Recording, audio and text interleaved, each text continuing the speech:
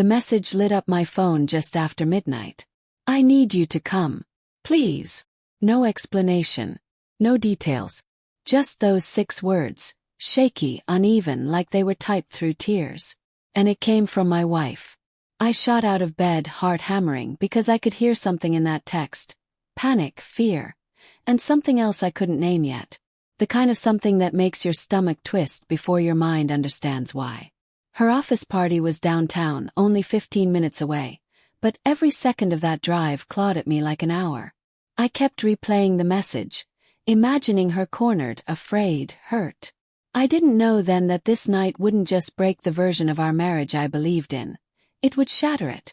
The scene I walked into. The hotel ballroom glowed gold under warm chandeliers. Music thumped, people laughed, glasses clinked, and no one seemed to notice my frantic search from one cluster of people to another. Then I saw her.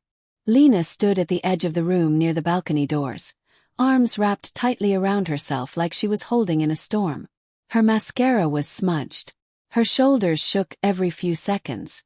I went to her instantly. Lena. I touched her arm. What happened? Her eyes, usually so steady, flicked up at me, full of something so raw it made my chest ache. He touched me, she whispered. Without my consent. My jaw clenched. Who?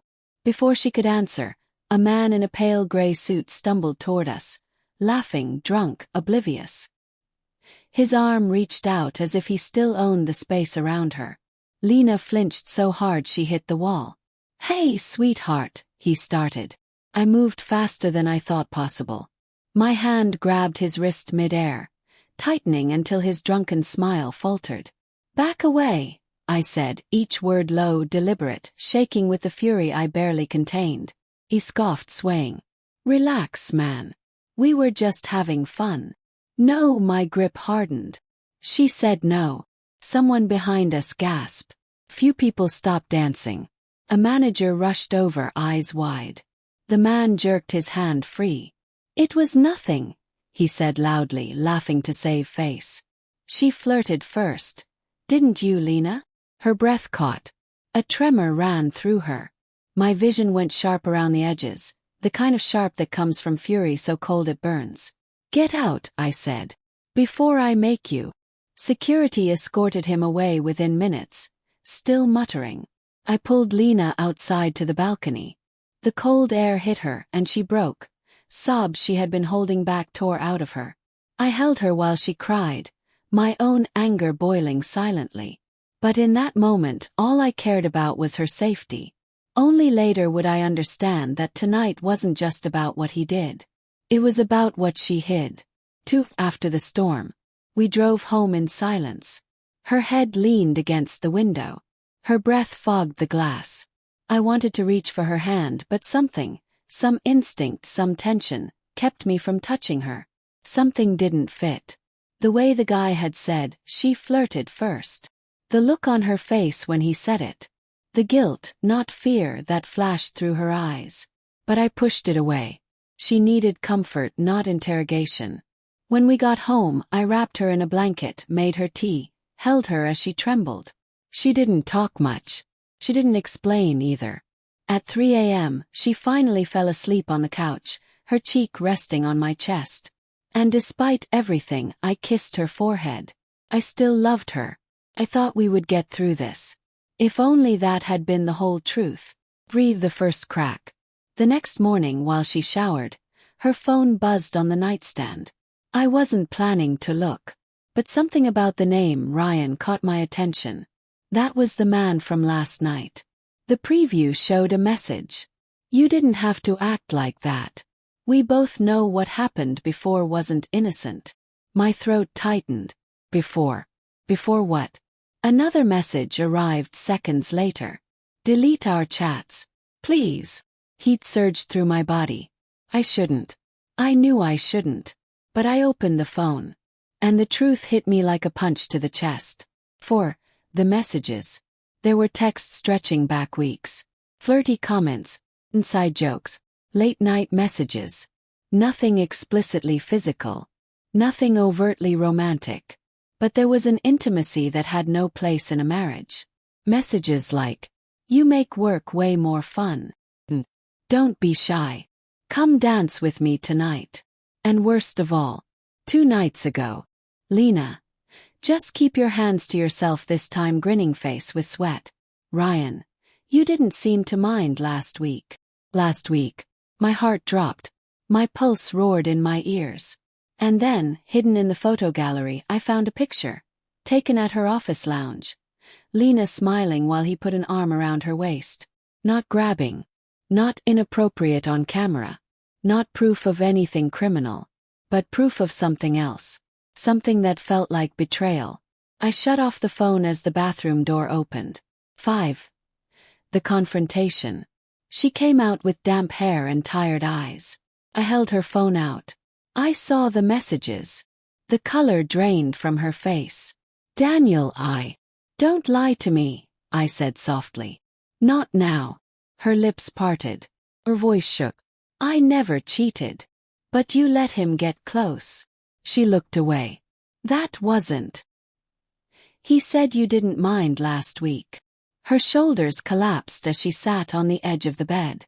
"Daniel, I made mistakes." Waited. Her breath came uneven. I liked the attention. I didn't realize how far it had gone. I thought it was harmless. Harmless. Tears filled her eyes. "He never touched me before. Not like last night. Swear." When he crossed the line, I panicked. "I didn't know how to explain it to you without sounding guilty. So you hid it. I was scared you'd think I invited it." Her voice cracked. "I didn't." Froze. And then everything got out of control. It hurt, God, it hurt to hear that. Not just the betrayal. Not just the secrets. But the fact that she hadn't trusted me enough to tell me the truth. 6. The hardest truth. I sat beside her, but not close enough to touch. "Tell me everything," I said. And she did. The late-night talks had started innocently. Work stress. Easy conversations. And she had enjoyed it. Enjoyed the attention she didn't admit she missed at home. They danced at a team event. He held her a little too long. She didn't pull away fast enough. "He flirted a lot," she whispered. "And part of me didn't stop him." My chest tightened painfully. "I never slept with him," she repeated. "I never kissed him. But I crossed emotional lines. I know I did. Emotionally. Maybe worse than physically." And then she told me what happened last night. "He cornered me when I went to get fresh air. He grabbed my waist. Said no. He didn't listen. Then I called you." Her voice cracked. I was terrified. And guilty. And ashamed. And everything came crashing down. She reached for my hand. I didn't give it. Not yet. 7. What love looks like in the aftermath. We didn't talk for hours. I walked through the house like a ghost. She stayed on the couch, wrapped in a blanket, waiting for something, anything from me. By evening, she came to the kitchen doorway. "Daniel, please say something." I looked at her, really looked.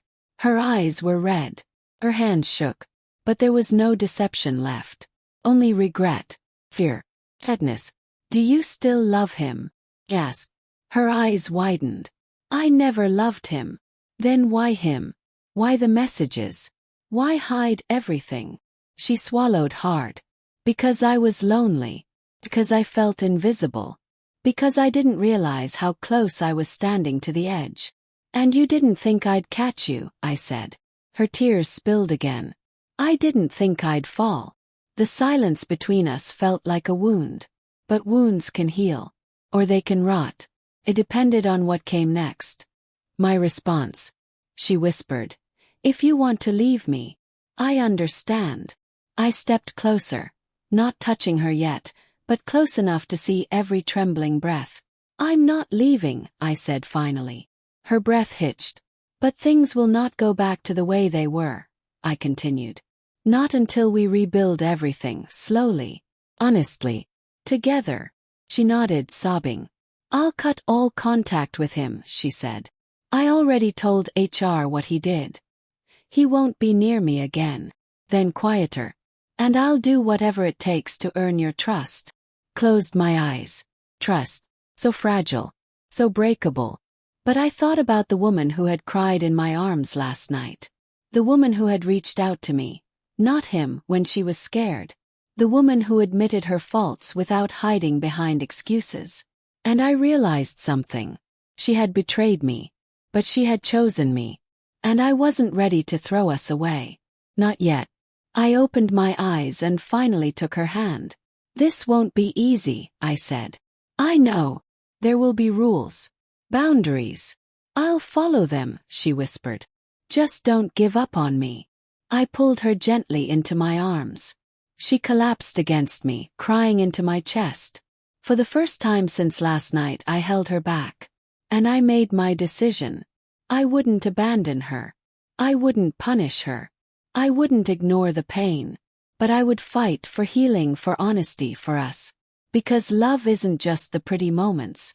Sometimes love is standing in the ruins, choosing to rebuild brick by painful brick. 9. The new beginning. Weeks later we sat in therapy. Both of us raw, cracked open, learning hard truths about ourselves. She showed me her guilt. I showed her my hurt. We talked about boundaries, trust, marriage, loneliness, temptation, accountability. There were days I wanted to walk out. Days she cried until she couldn't breathe. But every morning she reached for my hand. And every morning I let her. Not because healing is easy, but because she was worth fighting for. Because we were worth fighting for. 10. The ending that isn't an ending. Months later we attended another party. This time together, holding hands. No secrets, no shadows, no unspoken guilt. Someone asked what changed between us. I looked at Lena, her steady eyes, her honest vulnerability, the way she squeezed my hand as if it were the anchor holding her steady. And I answered, everything. Then I paused. And that's why it works now. Because sometimes a marriage doesn't break in one night. Sometimes it bends, cracks, almost shatters. But if both hearts still choose each other, can be rebuilt stronger than before.